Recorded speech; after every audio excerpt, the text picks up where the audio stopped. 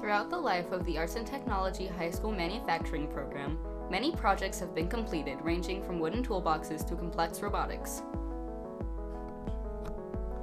Recently, we have begun one of the most elaborate and immersive STEM projects in our school's history.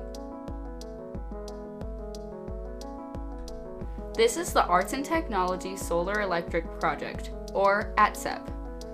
ATSEP aims to achieve the following goals. Create an inexpensive, budget-friendly solar charging vehicle as an alternative commute method. Prove that alternative energy can be harnessed with limited resources, such as those of a local high school.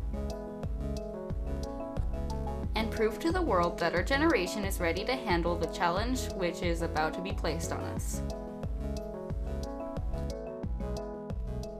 This is a model of our prototype, currently under construction at the Arts and Technology Manufacturing Shop. The prototype includes seating for 3,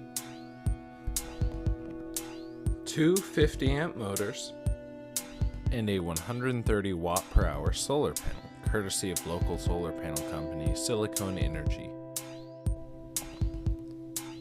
Aside from the fiscal innovation of our prototype car's production on a shoestring budget of less than $1,000, our car uses a differential system which has ridiculously low energy loss when compared to a traditional differential. Among other things, a differential's job is largely to make sure that the outside wheel of the car is going faster than the inside wheel when turning, allowing for a more efficient turn. A similar effect can be observed when turning a wheelchair. Normally, this is achieved through a system of gears. This system, while ingenious, leaves a lot of room for energy loss, due largely to the friction between the gears and on the gear axle which they rotate upon.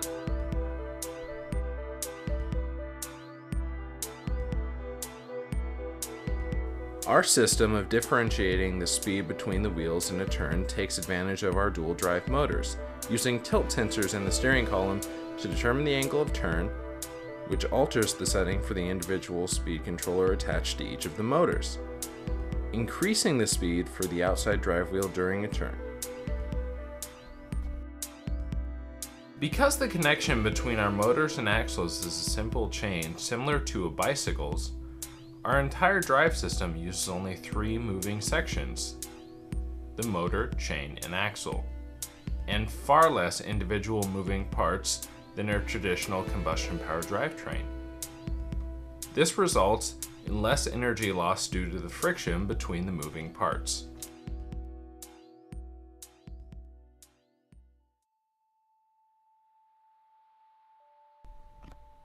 However, we've found several problems with our prototype, such as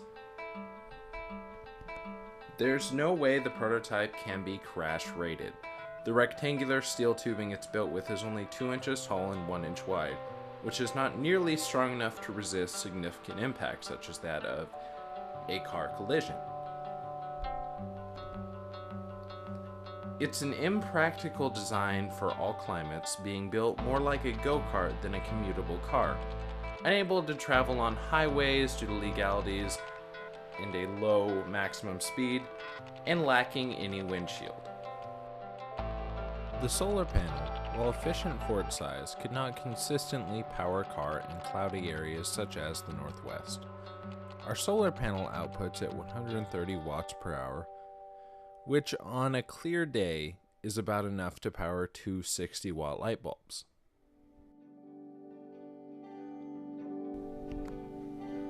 Therefore, the ATSEP program has designed a beta version of what we hope to be our final production model.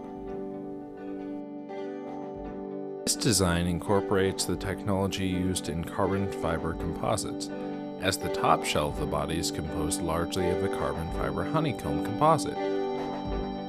Honeycomb composites are made up of a hex honeycomb shaped layer sandwiched between 2 carbon-based faces. This is used as an ultralight material in projects such as the Boeing 747 and even the new 787 Dreamliner, as it has a very high strength to weight ratio. As opposed to the standard carbon face laminate, we've chosen to laminate flexible solar panels to the outside face of the composite, which comprises the car's external shell, So in a sense, the whole car charges itself.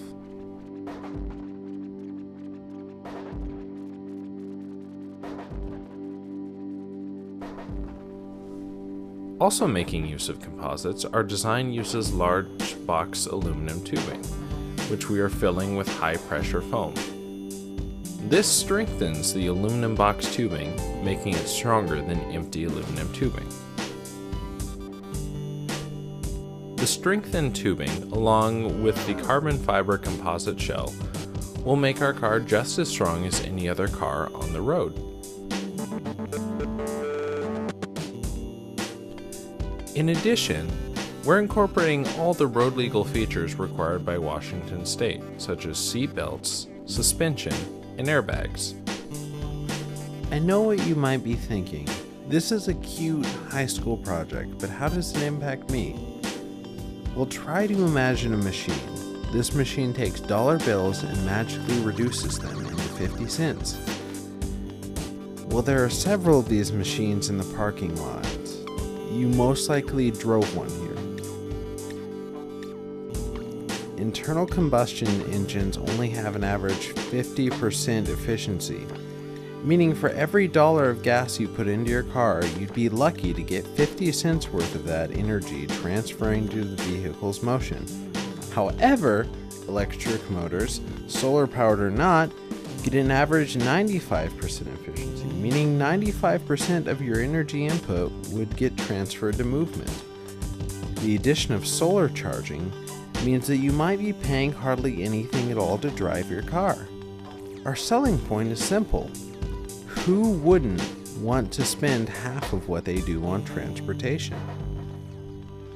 ATSEP is a multi-year plan designed to separate from the Marysville School District once its proper maturity has been reached.